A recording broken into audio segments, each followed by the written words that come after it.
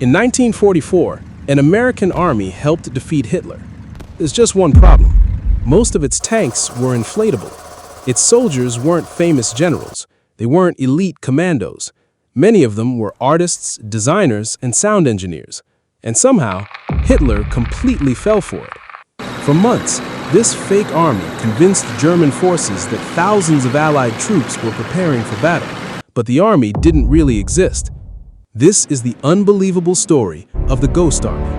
By 1944, World War II had reached a critical stage. The Allies were preparing to push deeper into Nazi-controlled Europe.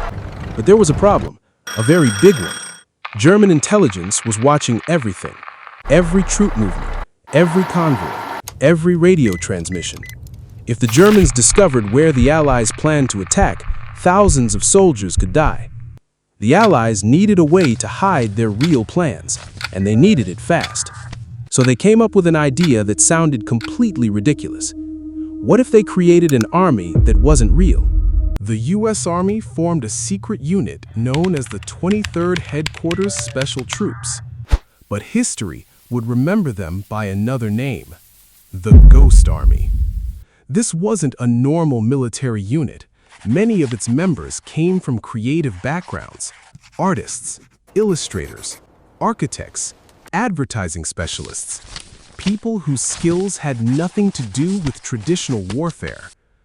Their mission wasn't to destroy enemy forces. Their mission was to fool them. And they were surprisingly good at it. With only 1,100 men, they had to create the illusion of an army tens of thousands strong. An impossible task, or so it seemed. The Ghost Army carried inflatable tanks, inflatable trucks, inflatable artillery, even inflatable aircraft. From a distance, they looked real. From the sky, they looked real.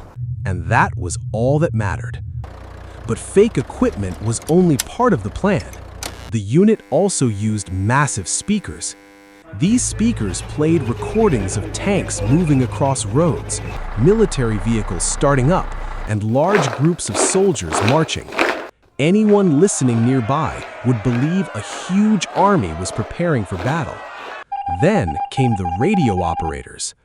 They sent fake military messages designed to sound exactly like real Allied communications. German intelligence intercepted these messages and believed them. Everything pointed to the same conclusion. A massive army was on the move. The only problem, it wasn't. Again and again, the Ghost Army carried out deception missions across Europe. Their goal was simple: convince German commanders to prepare for attacks that would never happen. And remarkably, it worked. German forces moved troops to the wrong locations. Resources were wasted. Defensive positions were adjusted, all because they were reacting to an army that didn't exist. The deception became so convincing that enemy commanders repeatedly made decisions based on false information. Every mistake created opportunities for the real Allied forces, and every successful deception brought the war one step closer to its end. By the end of World War II, the Ghost Army had participated in more than 20 deception operations. Historians believe their work helped save thousands of Allied lives. Yet for decades, almost nobody knew about them. Much of their mission remained classified. Many of the soldiers returned home without being able to tell their stories. One of the strangest military units ever created simply faded into history. Forgotten, hidden, almost lost. The Ghost Army didn't win battles with firepower. They didn't rely on superior weapons. They relied on imagination, creativity, and deception. In a war filled with tanks, bombs, and armies, a group of artists managed to fool one of the most powerful military machines on Earth. And that's why the Ghost Army remains one of the most incredible hidden stories of World War II. If you enjoyed this story, subscribe to Lost Chapters for more forgotten events, hidden operations, and historical mysteries that changed the world.